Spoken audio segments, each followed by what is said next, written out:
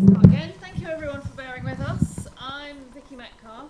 This is my first moderation of a panel at an academic conference. Woo. Well done. Thank you. Well, don't say well done yet. I haven't done it yet. Do I need it? Probably help if I that's... can't remember the knowledge. Okay, yeah, let's not put too much pressure on.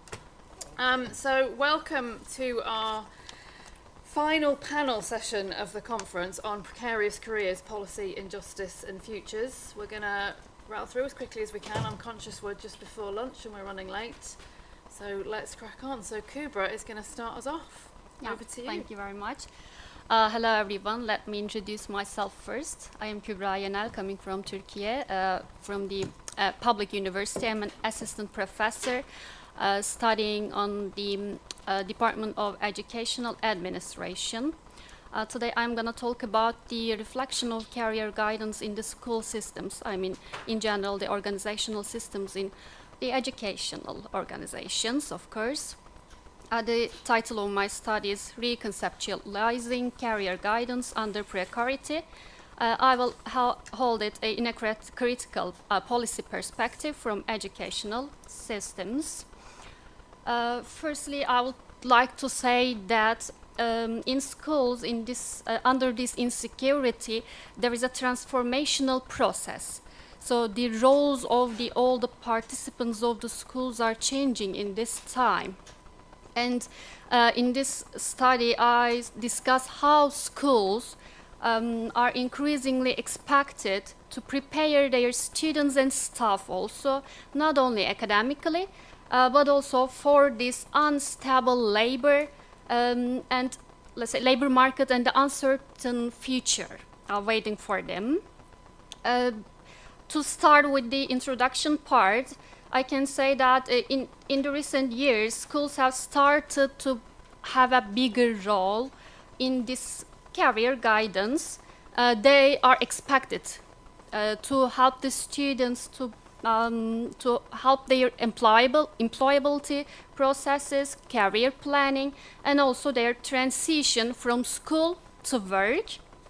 At the same time, today's labor market is becoming more unstable, as we all know. Students face some uncertain times about their jobs, about their income, and their future opportunities. So because of this, school often focus on resilience processes of these organizational items, but this creates an important question. Here in this study, I focus on this question. The question is that one: are schools helping the students equally, or are they simply trying to meet policy expectations about performance and employability?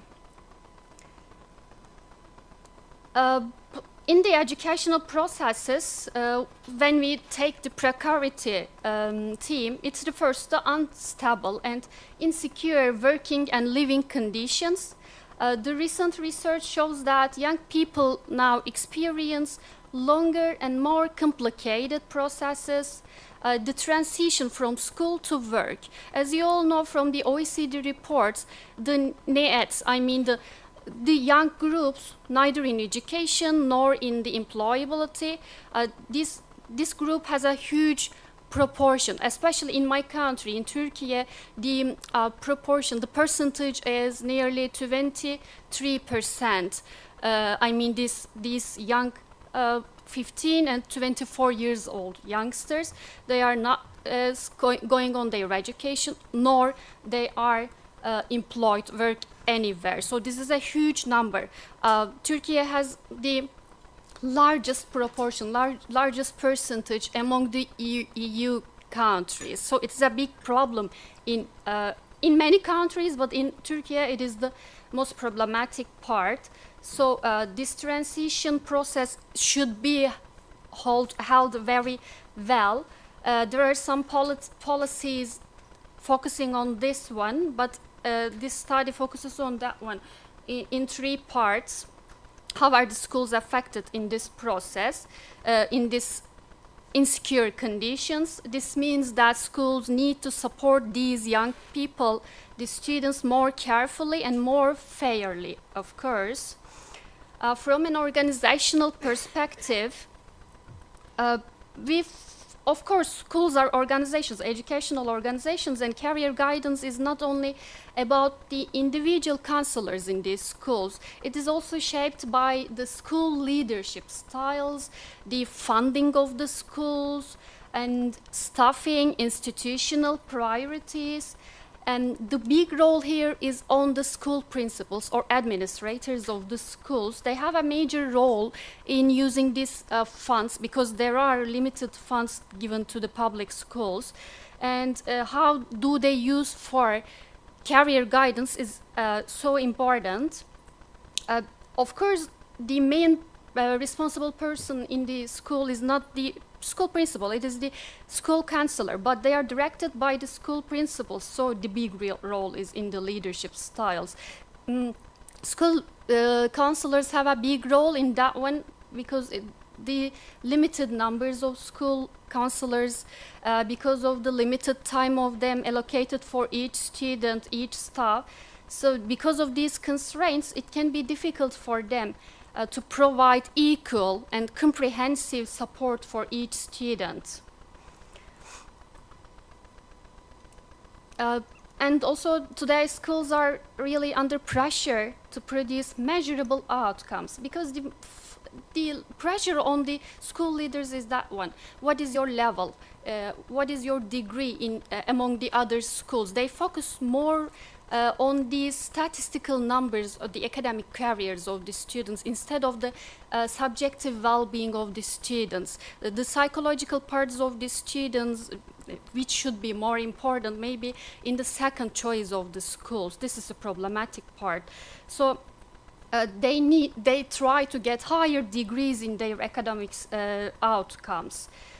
We can argue that career guidance should focus more on social justice more than these numbers. Let me talk about the methodology of my study. It is an analytical one, which focuses on the documents. Which documents? The European Union documents, the policy standards, the theoretical studies and previous research conducted on career guidance and the leadership roles of the school principals in the EU, not only in Turkey. Especially we focus on the school to work transition. This is the most important process in directing the students. So in this study, three thematic areas. There are three thematic areas. One of them, the first one is the organizational framework. The second one is the leadership styles of the principals. And the third one is the career guidance practices. Let me summarize the findings of these three topics one by one. The first one was the employability, the organizational framework. We can say that in all EU documents and the previous studies, we see that the schools mostly focus on the skills, the exams, and the labor market preparation, as I told before, instead of the student well-being. Some schools try to apply more holistic approaches, which is more preferred, by supporting students' well-being, identity development, lifelong learning, but most of the schools not equally practice these everywhere. So it varies among the local, in the, let's say, same country, there are different various procedures that our schools are going on. Let me change this one. And about the types of the leaderships, the second finding theme is that one. The leadership style the school principal adopts define how do they conduct this career guidance in their schools. Supportive and collaborative leadership styles are more preferred for the student-centered and inclusive guidance systems. But because of the pressure on the school leaders about them to prioritize short-term measurable outcomes instead of the long-term equality, they just focus on these short-term results, which is not very nice. And third theme about the findings is the inequality reproduction. Students from the disadvantaged families often have, let's say, limited access to social network, additional support from outside the school. But the advantaged groups have the, let's say, both in the school and outside the school. They can arrange it. So it produces an inequality, and existing social inequalities can continue through career guidance practices and educational structures. And to conclude it,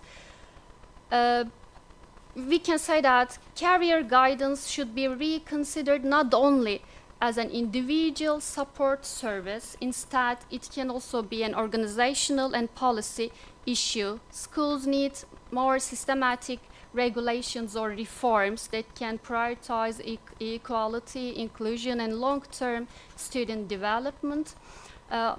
Another recommendation can include strengthening the counselor support there, promoting collaborative leadership, improving resource distribution, and developing policies that focus more on equity and social justice. This is the main idea of this study. Thank you. I hope I could use the time effectively.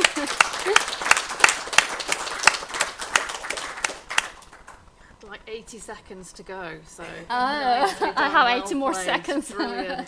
Thank you very much, Yeah, Kuba. thank There's a you. lot in there that really resonates, particularly from a higher education in the UK thoughts as well, so thank you very much. Theo, if we can have a bit of a reshuffle, you're up next. Can you swap places with Theo Sure. for me? We'll do questions at the end.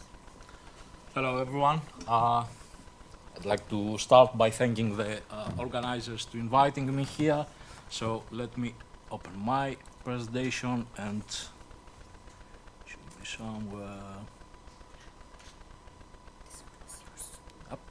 What do you think? Getting old. And I may probably represent the older workforce, so please bear with me. I'm going to speak about rethinking career guidance in the age of precarity. I'm not an academic, I'm an innovation and strategy advisor. I'm founder of the Greek Scientist Society. I'm pretty much involved with scientific communities and things like that. And I'm going to approach this, let's say, topic from the AI, but also the policy perspective. So, I have 12 minutes, so more or less this is my agenda. Reframing career, I'm trying to catch up. We're going to speak about the structural disruptions that we all face nowadays, how the policy that at the European level we try to establish, but versus lived reality, what are, let's say, the gaps over there. We definitely are in the transition, in a transition period with this towards the AI era. How this translates, what this means to individuals, the general European policy landscape, and how we can prepare the workforce. I'm going to share 5 instruments. So guidance can be a policy mediating practice and a kind of strategic message as a consortium, as a cost action. So, career is a social embedded capability. It's not an individual optimization project in a period that huge developments and changes facing the humanity. So, career is not built alone. It is shaped definitely by the institutions, but also by regulation and the public infrastructure around it. So the society has a stake here, how to shape and let's say direct this career, let's say opportunity for its members. So the cost action main question is what's happening to careers, how we should understand it. So the framing question I would like to share: are we guiding individuals or building the conditions in which careers can be made? And speaking of that, the structural disruptions, and there are many, so many nowadays, not so, but during the last couple of decades, we have gig and the platform works. The previous speakers spoke about that, fragmented income. We have a lot of let's say, managed work. AI taking over tasks, but please, not the whole jobs, the part of every job, and a specific part. I'm going to share some more, let's say, insights on the AI works, and I'm going to share something that I hope it's positive. But also we have the wars, the pandemic, supply shocks nowadays, cost of living, so instability doesn't go away, maybe it's getting worse. So on top of that we have climate, migration and aging populations, slower pressures that change the labor market. So there is a widening gap between what policy says and what working life actually looks like. And this, at a European level, we try to establish certain, let's say, initiatives and acts and all these things. So we speak about lifelong learning, but it's forced to retrain just to keep up. In the reality, we try to stay employable, but we're stuck in jobs at a lower level or at a gig work. We set up the EURES and ALMA, some, let's say, initiatives over there. We're going to speak, but we move into uncertainty without protection most of the times, and there is, we aim to have a digital future that will empower us. I believe in that, to be honest, but there is an app that decides when, what, where you are going to work and all these things.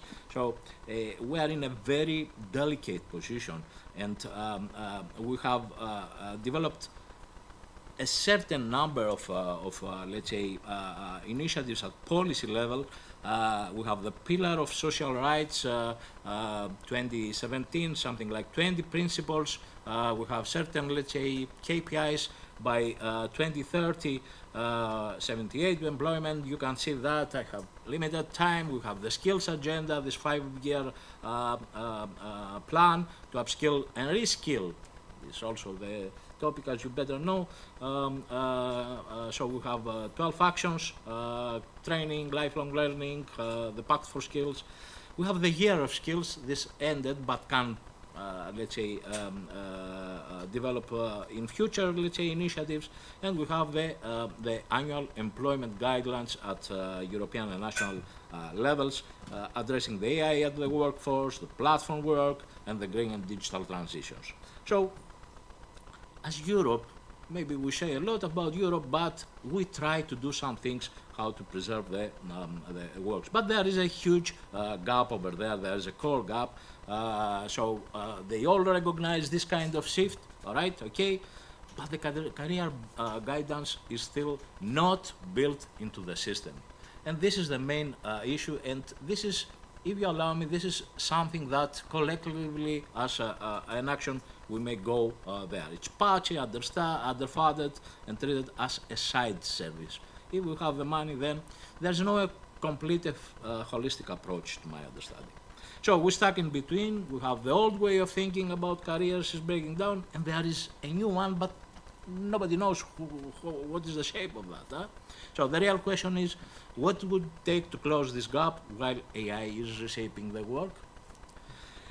And we go to this AI transition period, which is the thing that, let's say, dictates all of our works, not only at the employability 5 minutes, all right, so there is task fragmentation. I need to say a few things just to, as a take-home message, so I'm gonna rush, but stay at some points. There is skill volatility, stories, there are competencies that definitely become obsolete faster. There's the algorithmic decision making in everything, hiring, promotion, and things like that. So we use AI in order to see our employability taking, let's say, succeeding. there is the labor market polarization that widens the inequality, and there is interest in technological reforms, but some are lost. So this transition window is now, and instruments designed today, they can shape who succeeds, who is going to displace, and on what terms. All right, but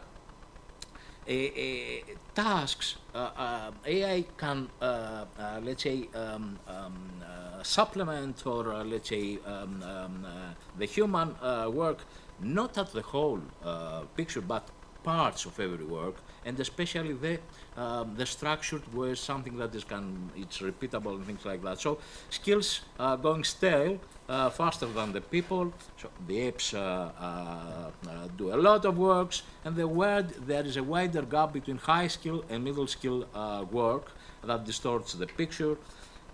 But please, I believe that something that I would like to share with you is that no matter what, critical thinking and social science literacy, this is what all the people say in this field, cannot be replaced. We are going to use the machines no matter what, but we need to develop some other skills. And I'd like to share, a recent I read this during this weekend. This Jan LeCun is one of, let's say, gurus at AI level. He's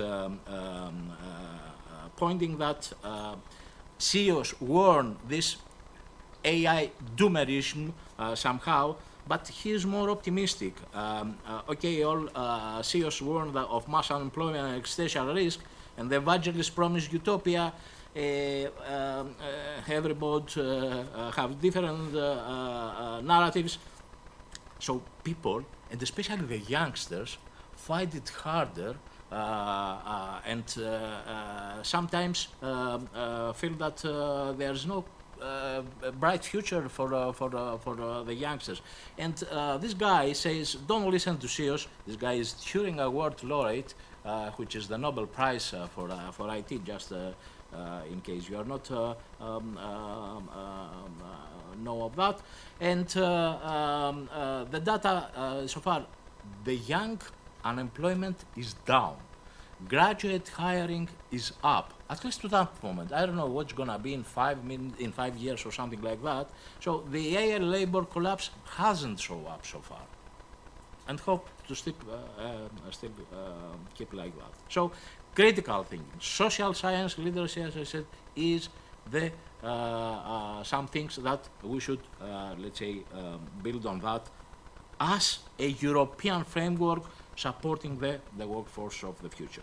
So what this means for the individuals, people's don't, I'm a teacher, I'm an accountant. We need to have a mix of skills, a lot of skills, and contracts especially and things like that. 1 minute, all right, I'm getting uncertainty is no longer, it's the new normal. So no study, get a job, build a profession. We, for life, try to catch up all these things. So who are hit at hardest? The young people, the migrants, the older workers, gig and platform workers. So are becoming the rule, all these things. From a European policy, we said before, we have certain instruments, CSF Plus, ALMA, EURES, and things like that, just transition mechanism, and we have a lot of regulation. Perhaps sometimes we are over-regulated, but this is a beautiful, let's say, for a society. I love the European society compared to the other parts because respects the human and things like that. So just to close my presentation, in general, what we should think, we should reconceptualize the career as a social embedded capability, not an individual. I start now, I have to design my career. So how the European society we belong to can, let's say, embed this capability of workability in this, let's say, new era. The it's a policy, the guidance, it's a policy mediating priority, or should be like that, and we should develop all these tools so we can support, let's say, to avoid the precarious 21st century for the youngsters especially, and the workforce in general. Thank you, and I'm open to you. Thank you. Questions Yeah. and your reflections. It's good to know that you feel critical theorists can't be replaced, because we still have a role to play. Definitely. But it's I don't also know if it's singularity at some point, the machines become more intelligent than humans, but so far. well, it's also really interesting to think how practitioners can help the people we work with be more critical. It's kind of a thing we've talked about across the past couple of days, to be a bit more interrogative of the perceived crises that we're facing. So thank you very much. Wang Yi, over to you, sir. And now for something completely different. According to original plan, my presentation should be finished 2 minutes ago, so I'll jump a little bit quicker. Thank you very much for inviting me. I'm Professor Yuan. I'm from University of Bedfordshire Business School. I'm going to talk a little bit about my experience in developing platform and AI-related platform in Korea, especially around career suggestion in different areas. I'm going to involve some of my projects that I previously involved.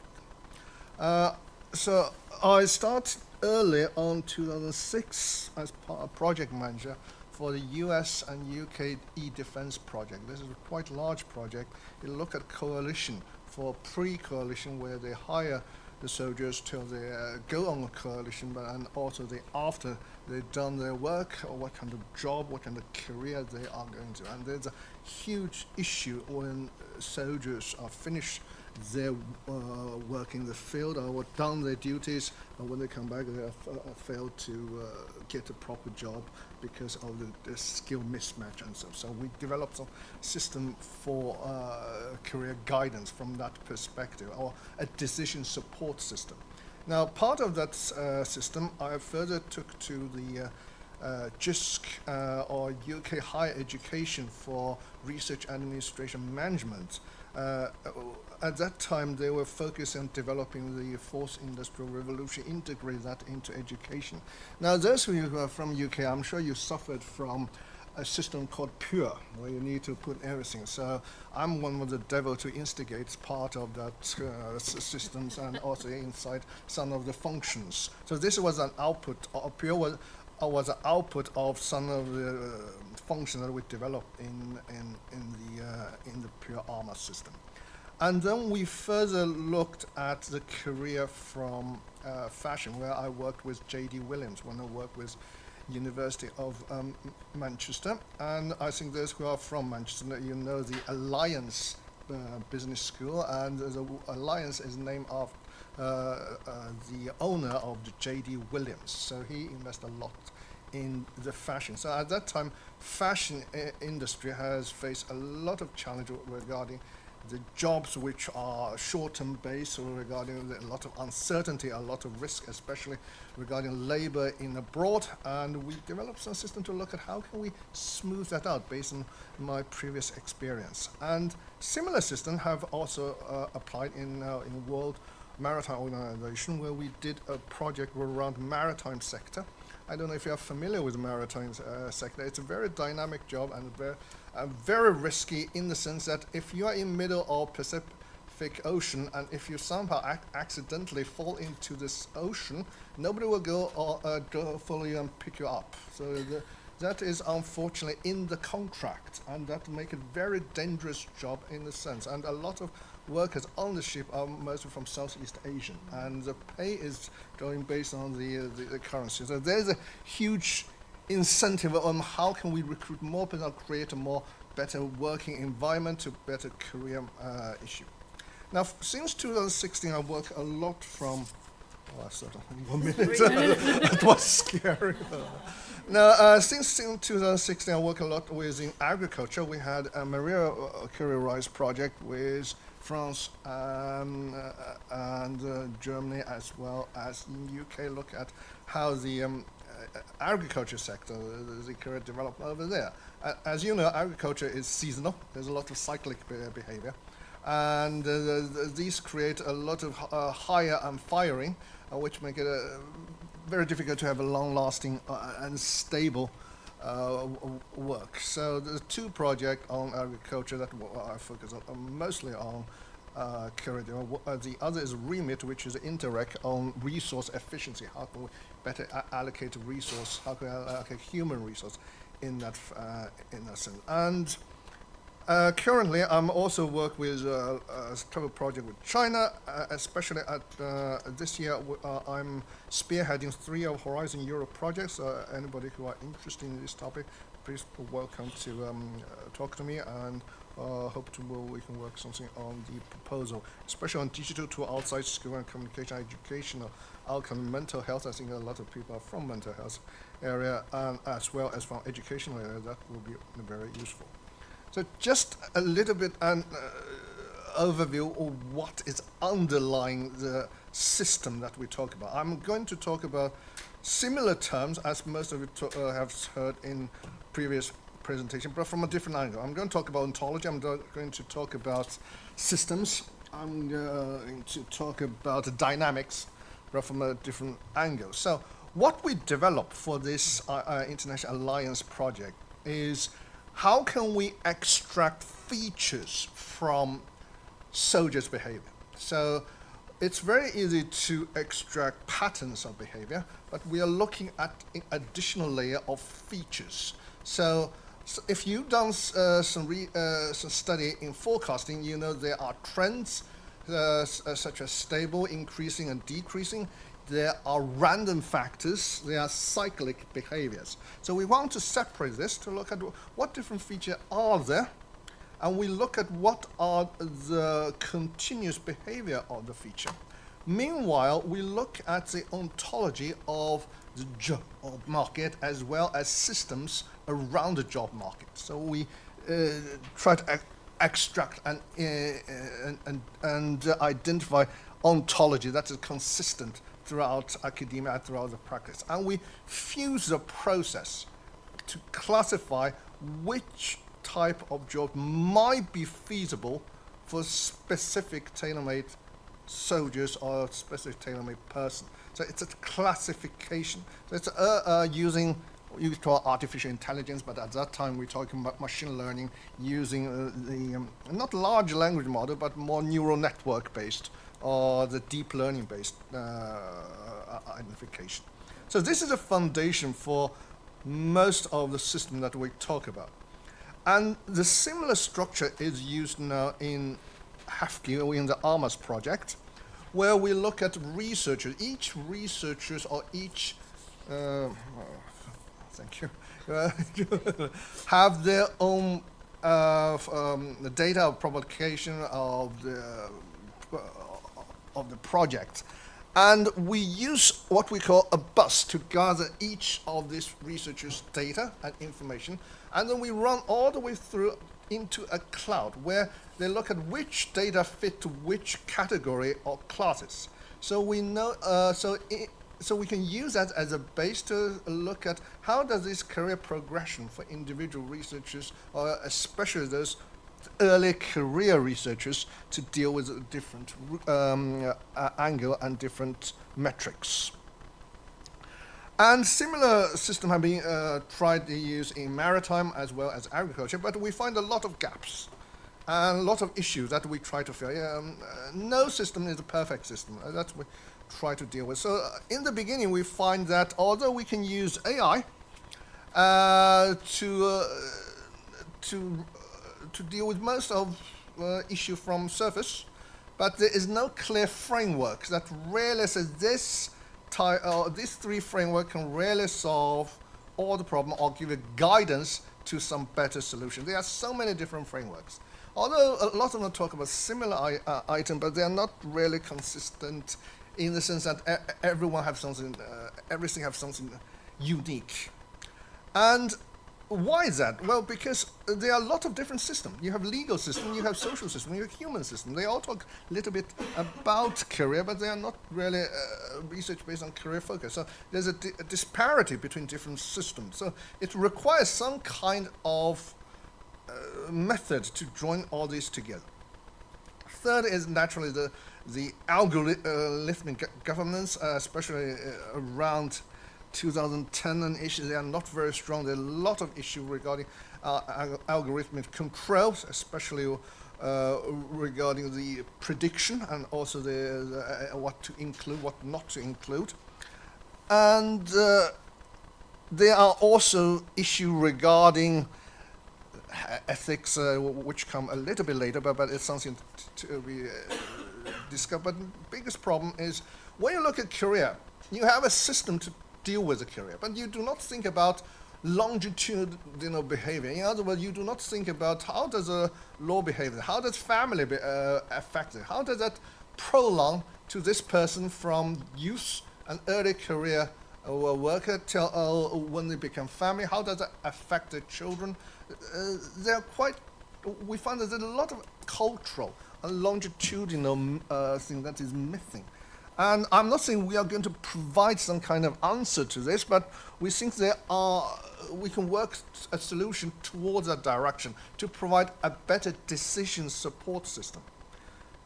Okay, I'll try quickly jump over this. So the idea what we have is the following. So this is the basic structure that we have. So there are already information about person, about systems, about career, about job description, about the law and regulation, about ethics. There are quite a lot of them. And these have to be brought together into a consistent patterns, so we can better understand what is underlying there, what is structuring over there.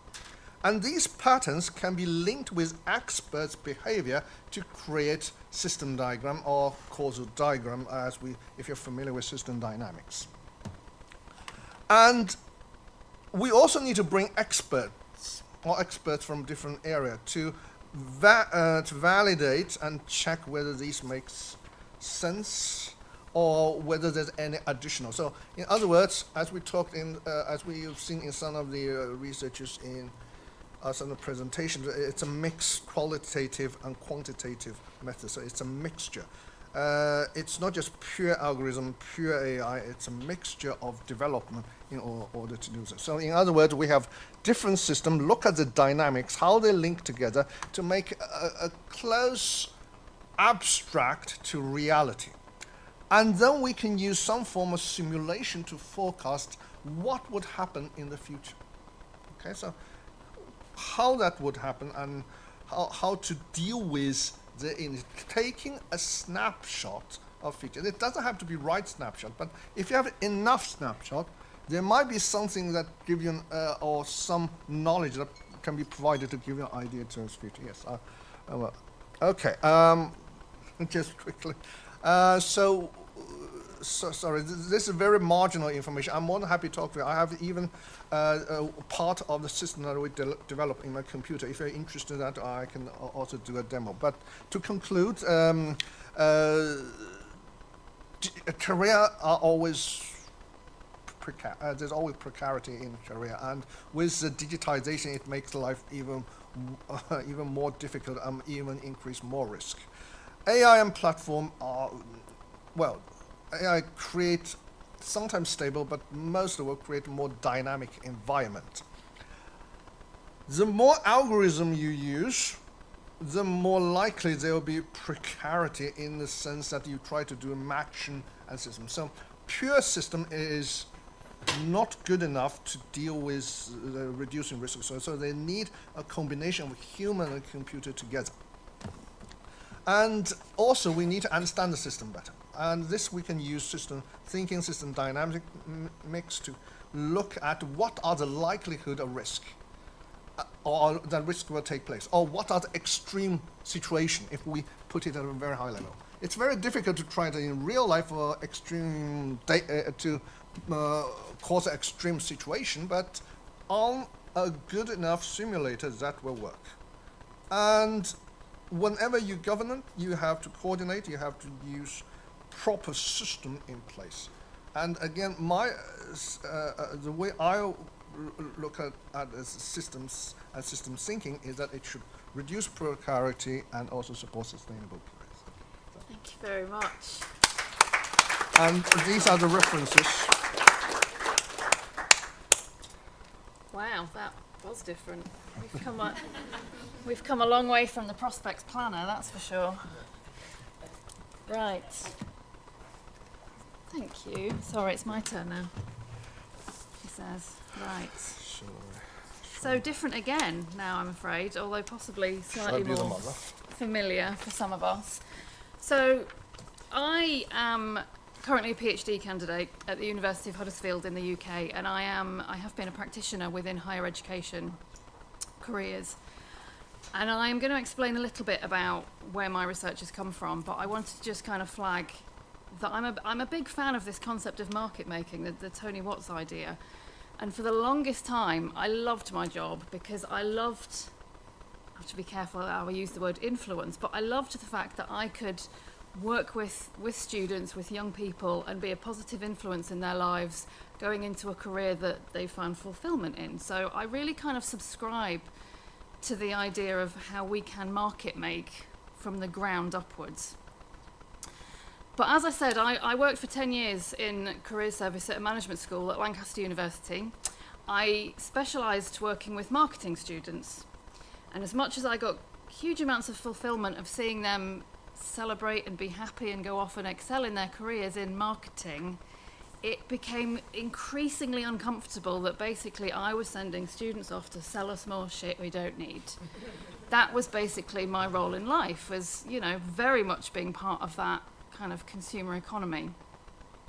And so I started to kind of, understand a little bit more about how careers guidance was moving, and there was lots of really interesting papers about social justice and careers guidance, but there wasn't anybody necessarily speaking for the trees. I always say this every time, that there's lots of things thinking about how do we give the voices to marginalised populations, but who is speaking for the trees?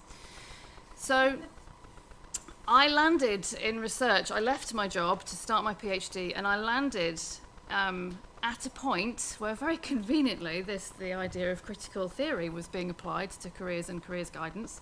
So, lots of the thinking had gone on way before me, which is very helpful. Coming at it very much through this lens of sustainability and green concepts. And then I foolishly went to ECODOC last year, and I had a lightning bolt moment, and I'm going to blame Ricky. I blame Ricky for everything. That kind of got me thinking, well, hang on, everything, so much of what we do in careers guidance in higher education, particularly in the UK, is underpinned by employability. So are we going to shine the same critical theory light on the notion of employability? So within the kind of sustainability, employability remit, off I go to start thinking about literature. And I started reading a lot about sustainability, sustainable development, but it is not as it seems, actually, because the notions of sustainability and sustainable development that we lean on, particularly the definitions from the Brundtland back in 1987, actually was never meant necessarily as a definition. It was meant as an intention. It was meant as a message to the world.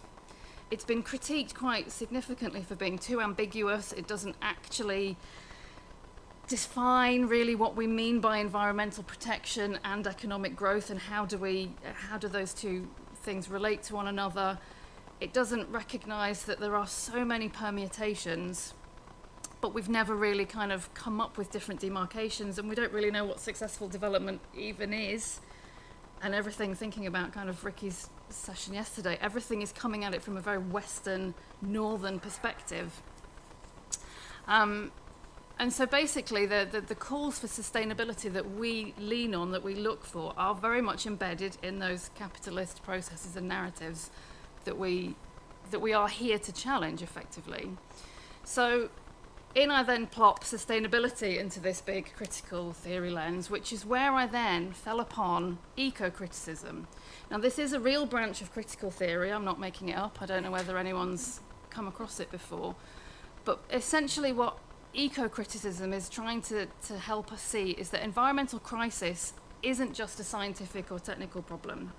It's a cultural, interpretive one, and it looks at meaning and power of environmental context the same way other critical theories do. It gets us to debate how environmental issues permeate our day-to-day lives, think about the relationships and agency and context are understood within the biosphere, and asks us to kind of question how we, who knows what about environmental harm and how we know it. Thank you. I'm so glad somebody's paying attention. So eco-critics ask, how is the crisis made meaningful? Who is responsible? And how is that responsibility shared? And more importantly, how is the crisis experienced? So I did a policy study, which I'm not going to dive into too much, other than to say that I was basically about 6 months behind the Green Guidance Policy Review. But I looked basically at a policy review trying to understand the economic policies that were driving the higher education policies, that were driving the careers guidance policies, and where did sustainability fit into that. The key findings were that greening was prevalent. The word green was everywhere, but it was very much positioned as market and risk management opportunity. It was all around human capital. So again, very neoliberal, we've used that phrase a lot. Very STEM focused, particularly in the UK, it had a real focus on science, technology, engineering and maths. Universities absolutely positioned as a linchpin, hubs of interdisciplinary research, global reach, and that careers guidance services are a really important actor in raising awareness of green jobs. There's that word again. So eco-criticism asks us to basically question why economic framing is dominating that narrative. The policy landscape has a lot of terminology in, a lot of the use of the word green, but it's quite ambiguous in terms of actually what do we mean by the word green. Sustainability literacy is basically positioned as a tool for human capital development. The STEM framing kind of excludes an awful lot of audiences, certainly from a university perspective. If I work in, well, as Emma would talk about, if I worked in Faculty of Arts and Social Sciences, does that mean I don't have to get involved? And there were absolutely minimal references to non-economic values. And as we've already flagged, throughout this, the responsibility, despite the policy saying, yes, we need to green the economy, really comes down to, okay, higher education, you're up, careers guidance, you're up, and actually it comes down to citizenship. So, you know what? It's just up to us as individuals. So the crisis is being very much diluted and simplified in that sense. The word green is being splattered left, right, and centre without any real concept of what it is and how it means different things to different people. And there was a real absence of a work narrative. So the implications for us, I'm going to speed up, for us in terms of market making, how can we think about, really redefining what we as a profession mean by these different pieces of terminology, by green, by sustainability, by employability? How can we kind of actually invert the market making concept by integrating ecological literacy into our employability models? How can we take more responsibility for challenging the metrics that are driving how we get to where we get, which is exactly what you were talking about? How can we situate career discussions within environmental conditions? And how can we really basically embed ecological thinking into the way we define success and fulfillment in everyday work contexts? So, eco-criticism basically asks us to review meaning, responsibility, and experience. So what I'm trying to do with my research is zoom out and go, okay, so Brundtland, let's be honest, hasn't really worked because it's 40 years old and we haven't really got very far. For me, the careers guidance intervention is kind of quite late. It puts a lot of emphasis on the practitioner, it puts a lot of emphasis on the client. I know we don't like that word. But actually, if we can kind of zoom out and go, hang on, thank you, if we can influence at structural level, so what would happen if net zero was actually part of how higher education was measured? So an alumni, the biggest impact any university is going to have is what its graduates go on to do. So actually, if instead of just measuring salary and where students go, what if we actually measure the impact that they're doing in their work? So if we can influence that policy, can we change the dial on employability? So it's less individualised. Can employability be better integrated into education for sustainability discussions, into institutional sustainability strategy, ultimately with a view that we start to try and influence the end product, the green work. We start talking less about, let's be honest, in HE, jobs, the job, one job, get a job when you leave and then, you know, over to you. But actually, how can we start to influence how students take those principles of a greener employability into the work that they do? So that's kind of me. I genuinely think that if we step back and reconsider a sustainability vocabulary for our professional context, that we can think about how we change the dial from the ground up, back in that sense of us as market making. Thank you very much. I'm sorry I overran myself. Thank Just in time. you. Nuala, you're up. Oh, I'm going to switch around this way.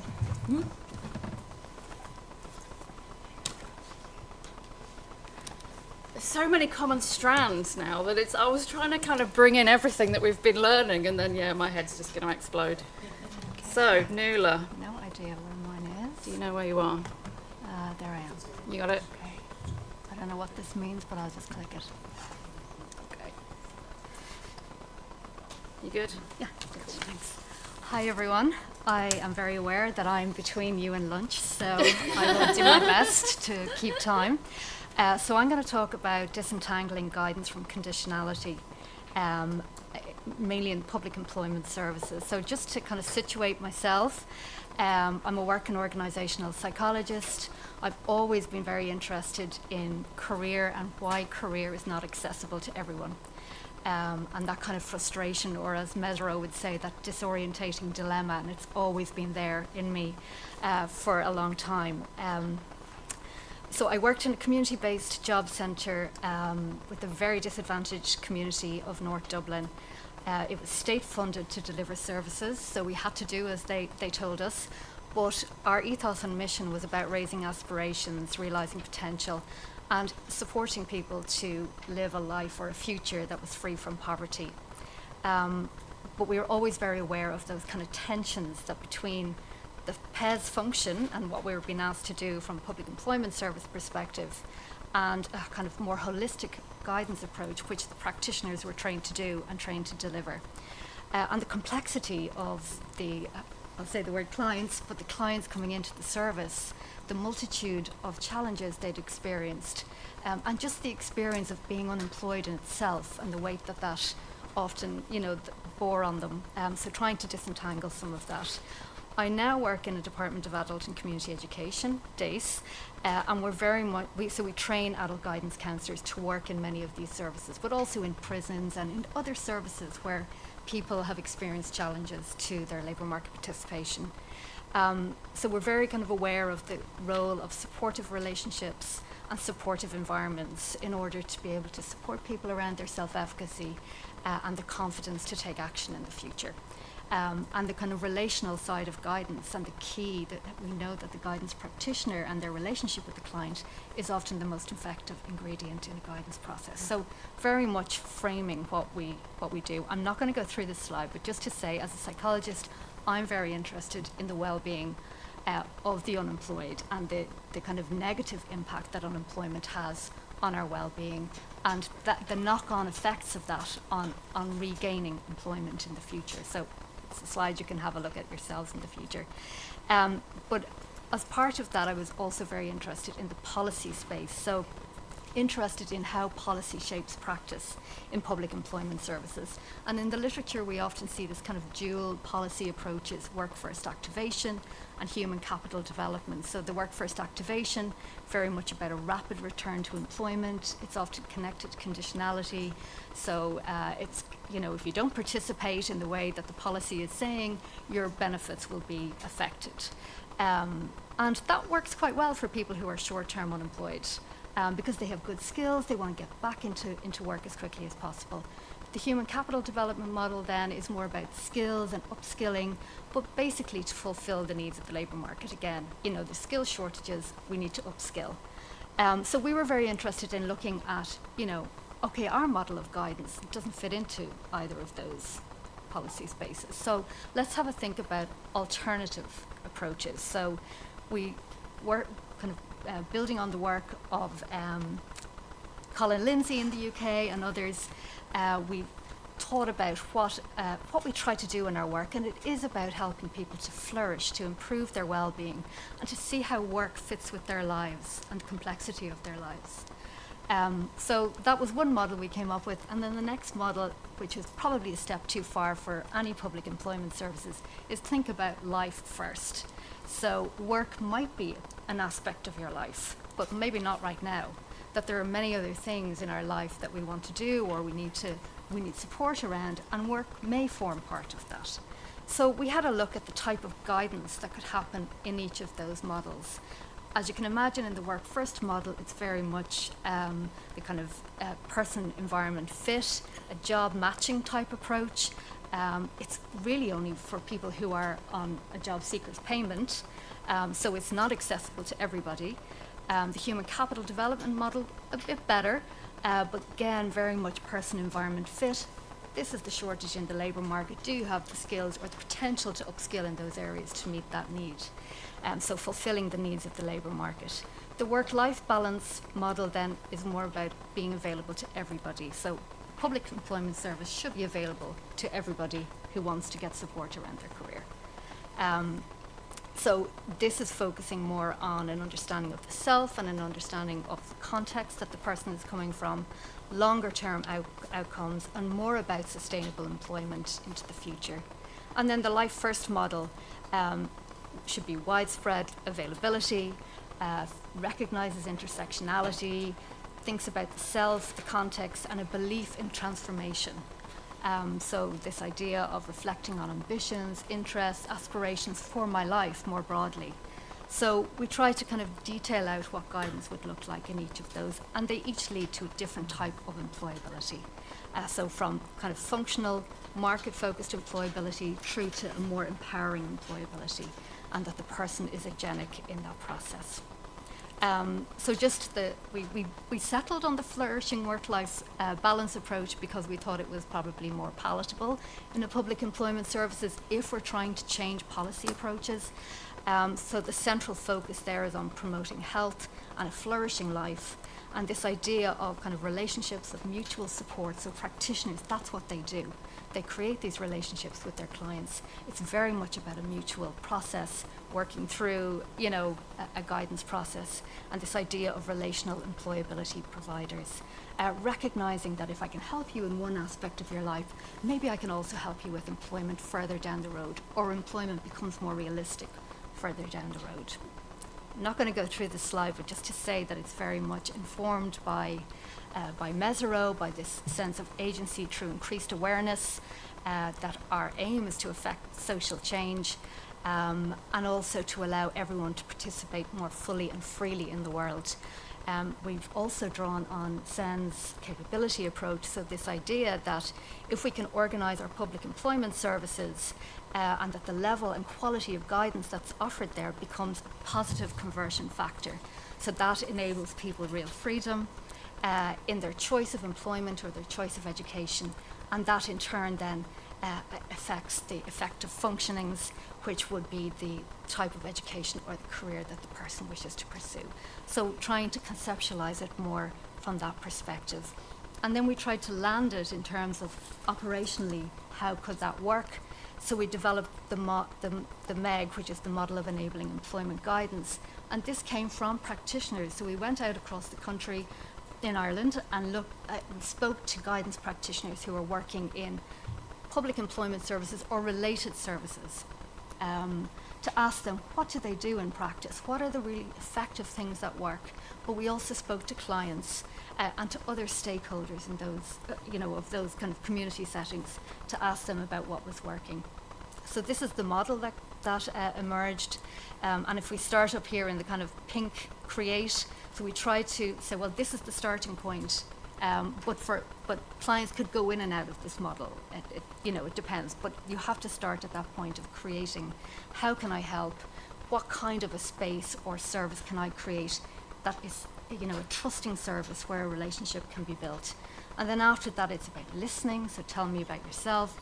exploring, what would you love to do, enabling, what's your vision, supporting, what's the plan, and then maintaining that relationship, because we all have needs, educational or employment needs throughout our lives. So that's the model that we try to land with.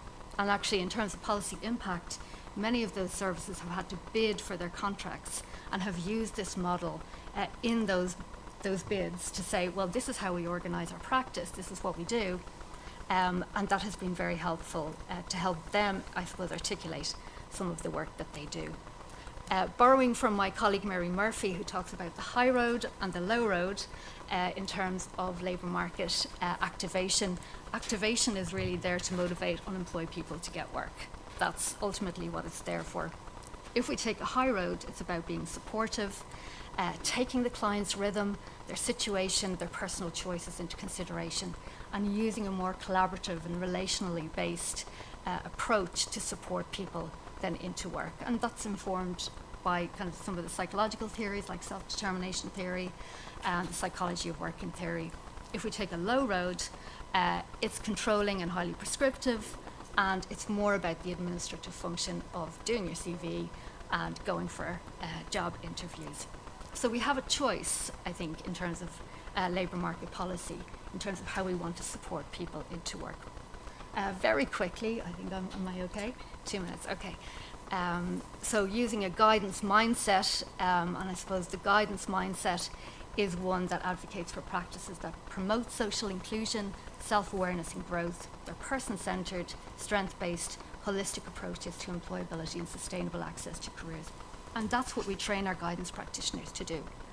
But if they can't, if they cannot do that within the constrictions of labour market policy, well, why are we doing that? Why are we training them to this level if they can't actually do that in public employment services? So we developed a toolkit for our guidance practitioners that they can use to inform their practice, to think about that model. We also have a metric, so this is more about looking at all of those other benefits or impacts that happen as a result of that guidance process in public employment services, because the only metric that matters, unfortunately, is a full-time job at the end. But we know as guidance practitioners that there are so many more impacts in terms of how our client is feeling about themselves, their self-efficacy, and so on. So a metric that tries to capture that.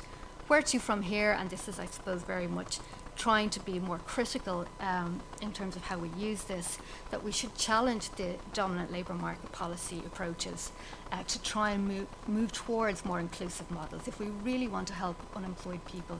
And the unemployment rate across the EU at the moment is about 6%, about 1.5 of the, or maybe 1.9 actually, percent are long-term unemployed. So we're talking about a lot of people. Long-term unemployment is about 4.2 million in the EU. Unemployment more broadly, about 13.35 million, something like that. So we're talking about a lot of lives. So to try and illustrate ways to go beyond activation towards more sustainable employment, recognising the psychological impact that unemployment has on people. It's not recognised if we turn up to employment services to draw on practitioners' knowledge and their experience. So using a praxis approach, because practitioners know what they're doing, using that to inform how we think about policy and theory, and then recognising transformation rather than transactional approaches, so human agency and the role that guidance can play in terms of advocating for more meaningful policy implementation. And I will leave it there. Thank you.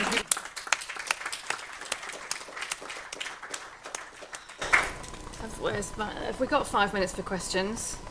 Yeah? Does any, oh, Sana. I'll take my face off. That's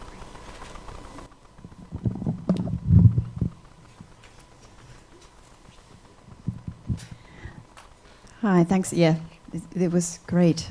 All of this I've been just writing like a mad person here, but I have a question for Nuala, because you were talking about the life first approach, and then you said that this is probably impossible for us to offer in the public employment services sphere, but then I'm going back to this sort of like that there's these institutional spaces which go in their different pace, and then I like what you said about the client's rhythm, and they go in a different different sort of rhythm and temporality is really different. And I was just thinking, do you have any ideas what would be these sort of places then to maybe collaborate to be on that wide spread life first approach, tackling different intersectional barriers? Because somebody knows here that I've done work with migrant organizations and migrant women's sort of balancing with the different sort of issues, and work is one part of that, but sometimes they are not in that, their rhythm is somewhere else. So do you have some ideas what could be these different community, Yeah, so I think it's more kind of, guidance hubs, spaces where guidance can happen that's not within that kind of time frame where, with public employment services, the contracted services that I'm talking about here are pay by results. So they don't get paid unless someone gets placed into a job. There's a payment structure across that. So the organization's existence really depends on placing the person into work. So that kind of is very anti a guidance process, it's financial, it's about kind of keeping the service going versus getting a good outcome, maybe a different outcome for the client that's more sustainable. So I think it has to be taken out of that space, out of the public employment services space, particularly for people who are maybe more marginalised and need more time, that their rhythm, like you say, is different. Did you have any examples of these? No, I think in the UK though, there was this suggestion of the guidance hubs being set up. I know Deirdre Hughes had talked about it before. I don't know if it ever happened.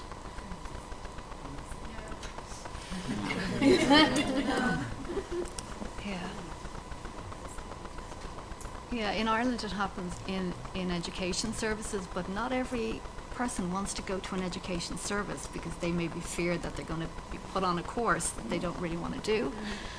So it has to be more neutral, I think. We just exploring youth organizations, different community, organized community activities could offer these sorts of peripheral,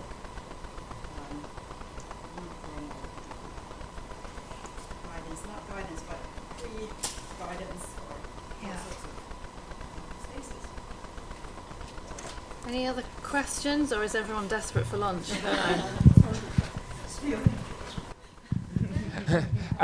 Question for Nuala. So the site started this morning.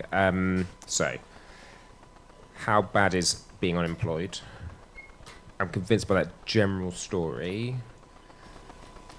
But is there a place in like a critical understanding of career to move away from like a work fix that always assumes for everybody that employment is the best thing? So I think particularly for certain members of disabled communities, for people who are long-term ill, people by caring communities, but also as people who might want to live alternative lifestyles that don't easily attach to us what we understand is a wage labour. I think it's the life first model. Yeah. Because it's about well-being in your life more broadly, and that work might be part of that, Yeah, but okay. it mightn't be. Yeah. I guess then it's Maybe it's going back to the utopian discussion from yesterday. It does also struck me. I think that it's just like if I think critically about careers, sort of how it's very easy to make that jump to like wage labour is the outcome that we're working towards all the time. But thank you. Cool. Should we call it a day there? Or has anybody got any questions? So I look like I'm the one that's really hungry now. Vicky doesn't want more questions. Yeah, we're around, we're available. Thank you everybody, thank you panellists.